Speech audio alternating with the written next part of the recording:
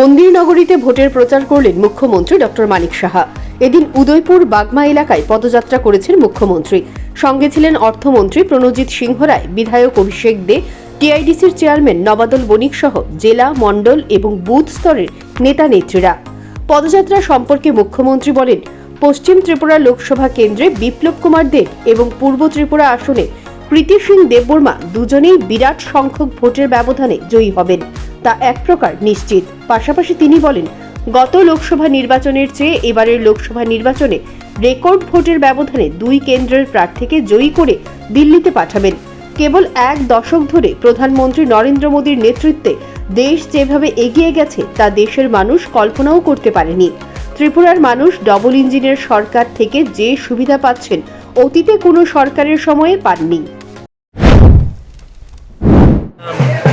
19 April পশ্চিম আসনের প্রথম পর্যায়ে যে লোকসভার ইলেকশন, সেই ইলেকশনে আমাদের যিনি মনোনয়ন পেয়েছেন সবার প্রিয় এবং আমাদের ত্রিপুরা সরকারের প্রাক্তন মুখ্যমন্ত্রী এবং রাজ্যসভার সদস্য শ্রী বিপ্লব কুমার দেব, উনার সমর্থনে আজকে সব জায়গায় আমরা যাচ্ছি। বাগমায় আজকে পদযাত্রা করলাম, প্রচুর পরিমাণে আমাদের কার্যকর্তারা সাথে ছিল। যেখানে যাচ্ছি উল্লাসের সাথে আমাদের স্বাগত জানাচ্ছে। বাড়িঘরেও গেলাম, দোকানঘরেও এসেছি, সবাই বলছে যে মোদিজি ছাড়া ওনারা আর কারোর বিকল্প চিন্তা করতে পারে না। আমি নিশ্চিত যে আগামী দিনে আমাদের যে পূর্ব আসনেও আপনারা দেখেছেন, সেখানেও জনডল এবং সেখানেও আমাদের মহারানী কৃতি সিং দেববর্মা মহোদয় দাঁড়িয়েছেন। দুটো সিটে আমরা বিপুল ভোটে জয়ী হব, এটা নিশ্চিত। এবং মাননীয় প্রধানমন্ত্রীজি যে 370-এর যে টার্গেট উনি দিয়েছেন, আমার মনে হয় এর থেকে বেশিই হবে।